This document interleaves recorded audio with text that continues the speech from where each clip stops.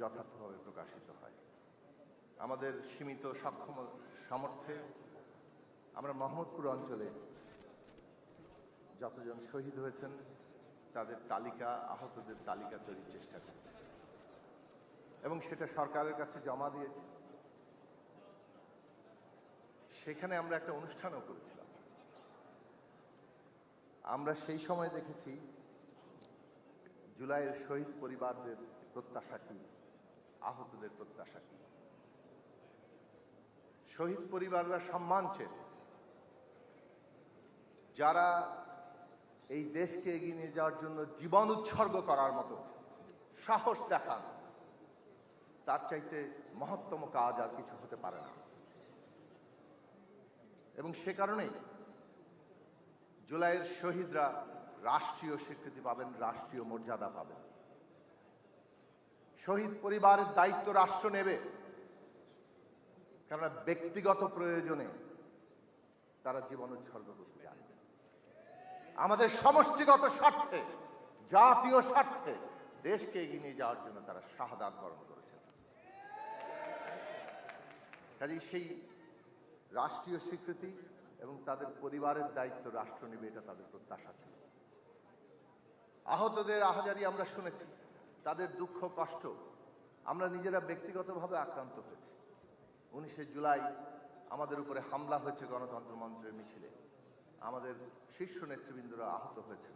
আমি নিজে ব্যক্তিগতভাবে আহত হয়েছি, হাসপাতালে চিকিৎসা নিতে গিয়েছি।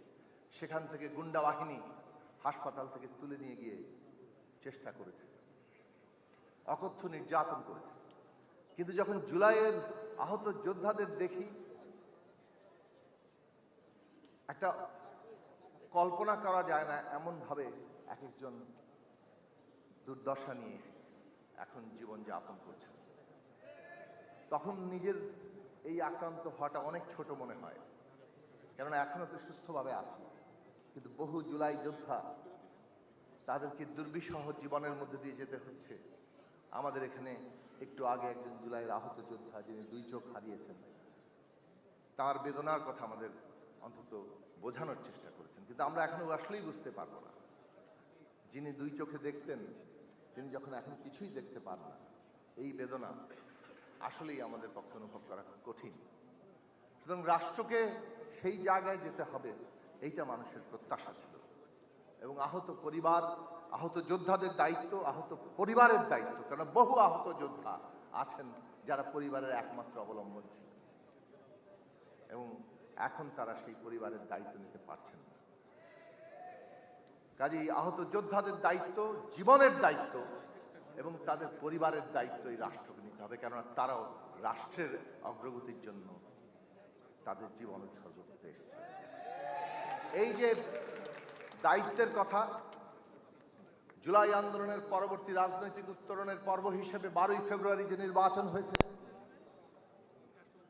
নির্বাচিত সরকার মাননীয় প্রধানমন্ত্রী জনাব তারেক রহমানের নেতৃত্বে গত 5 মাসের বেশি সময় ধরে যে রাষ্ট্র পরিচালনা করছেন, আজ সকালেও তিনি ঘোষণা করেছেন তার সরকারের অঙ্গীকার, জুলাইয়ের শহীদরা, তাদের পরিবাররা, জুলাইয়ের আহত যোদ্ধারা এবং তাদের পরিবারের দায়িত্ব সরকার এবং এই রাষ্ট্র গ্রহণ করবে এবং সেটা গ্রহণ করে চলেছে।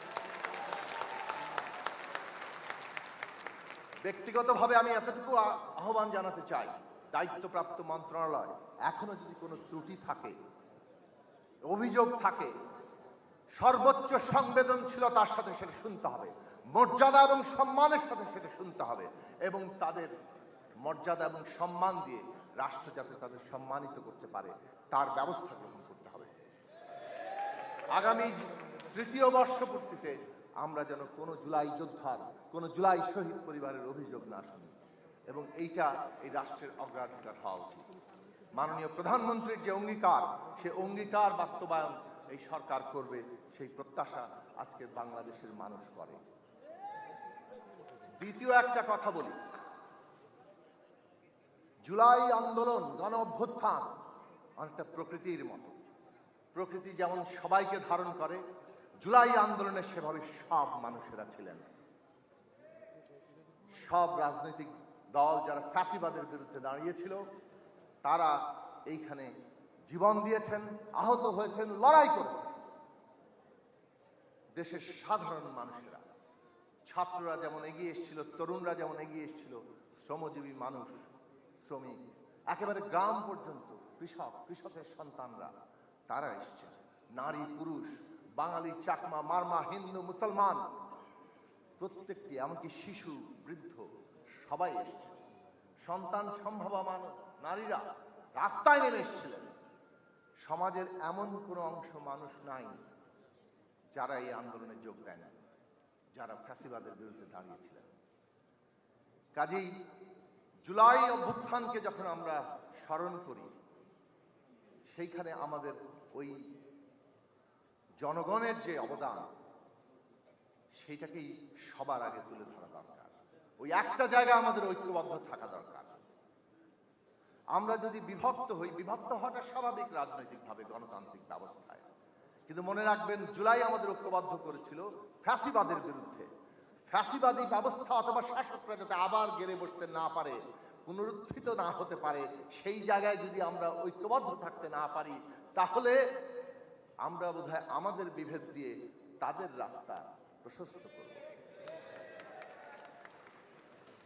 রাজনৈতিক বিরোধ গণতন্ত্রে থাকবে, কিন্তু রাষ্ট্রীয় কর্মসূচি এবং আমরা যখন জুলাইকে স্মরণ করি, সেটা যেন প্রকৃতির মতোই হয়। যারা প্রতিবাদ করেছেন তাদের যথাযথ প্রতিনিধিত্ব না হওয়ার কারণে তাকে আমরা সম্মান করি এবং সেই প্রতিনিধিত্ব হওয়ার দরকার, তার প্রতিশ্রুতিও সরকারের পক্ষ থেকে দেওয়া হয়েছে। তবে এটাও আমাদের সকলের মনে রাখা দরকার, কেবল নিজেদের প্রতিনিধিত্ব থাকলেই হয় না, অন্যের প্রতিনিধিত্ব যদি না থাকে তারও প্রতিবাদ করা উচিত। আমরা 2 বছরে প্রতিনিধিত্বের দিক থেকে বহু ধরনের বাদ দেওয়ার নীতি দেখেছি। যে কোনো ধরনের বাদ দেওয়ার নীতি নিন্দনীয়, সেটাই হওয়া উচিত।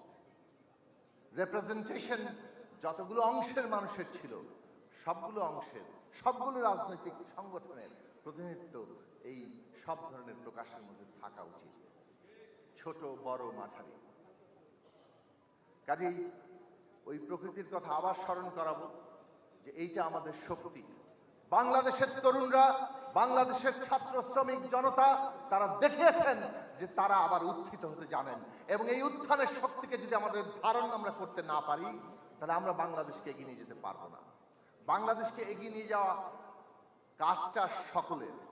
সরকার সেখানে হয়তো দায়িত্ব পালন করে পরিচালনার ক্ষেত্রে, কিন্তু সরকার সম্পন্ন হয় না যতক্ষণ না পর্যন্ত বিরোধী দল সহ দেশের সমস্ত মানুষকে এই কাজের মধ্যে যুক্ত করা যায়। কাজে বাংলাদেশকে যদি এগিয়ে নিয়ে যাওয়ার দায়িত্ব আমরা বোধ করি, যেটা জুলাই আমাদের সামনে কর্তব্য আকারে হাজির করেছে, আমরা সবাই এই জুলাই সহ জুলাইয়ের প্রেক্ষাপটের যে লড়াই, সেইটাকে যদি আমরা খেয়াল রাখি, সমস্ত শহীদ, সমস্ত আহত লড়াই যোদ্ধা, তাদের প্রত্যেকের রক্তের ঋণে আমরা আবদ্ধ। সেই রক্তের ঋণ স্বীকার করে আমাদের বাংলাদেশকে এগিয়ে নিতে হবে। এই বিরোধ করবেন না, গণ অভ্যুত্থান হঠাৎ করে জুলাই মাসের নামে নাই। এটা দীর্ঘ 15-16 বছর ফ্যাসিবাদ বিরোধী লড়াইয়ের ধারাবাহিকতায় এই গণ অভ্যুত্থান তৈরি হয়েছে। জনগণের বৃহত্তর ঐক্যের ডাক যখন তৈরি হয়েছে, রাষ্ট্র ব্যবস্থা যেটা ফ্যাসিস্ট ব্যবস্থায় পরিণত করা হয়েছিল, সেই ফ্যাসিস্ট ব্যবস্থা বদলে গণতান্ত্রিক ব্যবস্থা কায়েমের কর্মসূচি যখন মানুষের সামনে হাজির হয়েছে, তখন মানুষ বিরোধ ভেঙে একটা ঐক্যের জায়গায় এসেছে। ইতিহাসের দিকে তাকান, 69 সালে গণ অভ্যুত্থান হয়েছে, 71 সালে মুক্তিযুদ্ধ হয়েছে, 90 সালে গণ অভ্যুত্থান হয়েছে। সবগুলো ইতিহাসের লগ্নে যখন মানুষের মধ্যে বিরোধকে মীমাংসা করা গেছে, ঐক্যের আহ্বান এসেছে, বৃহত্তর ঐক্যের, তখনই অভ্যুত্থানের উত্থান মানুষের মধ্যে সংগঠিত হয়েছে। সুতরাং প্রেক্ষাপট ছাড়া কিছু হাজির হয় না। আমরা যদি জুলাই আর জুলাইয়ের প্রেক্ষাপটকে আলাদা করি, তার ধারাবাহিকতাকে অস্বীকার করি, তাহলে আমরা নিজেদের মধ্যে এমন বিরোধে জড়াবো যে বিরোধ জুলাইকে অস্বীকার করারই সামিল হবে। জুলাইয়ের শহীদদের যে রক্তের ঋণ, তার থেকে আমরা পিছিয়ে যাব। কাজেই আমি শেষ করব এই কথা বলে, আমাদের সকলের সম্মিলিত সংগ্রামের স্বীকৃতি আমরা যত বেশি দিতে পারবো, এই রাষ্ট্র তার যে জাতীয় পুনর্গঠনের কর্তব্য শহীদেরা আমাদের সামনে হাজির করেছেন, সেইটা আমরা এগিয়ে নিয়ে যেতে পারবো। আবারও সকলের প্রতি শ্রদ্ধা, ভালোবাসা, বিশেষভাবে এই শহীদদের প্রতি আমাদের অবিরাম কৃতজ্ঞতা জানিয়ে আমি আমার বক্তব্য শেষ করছি। সুধী মণ্ডলী, এবারে বক্তব্য প্রদান করবেন বাংলাদেশ জামায়াত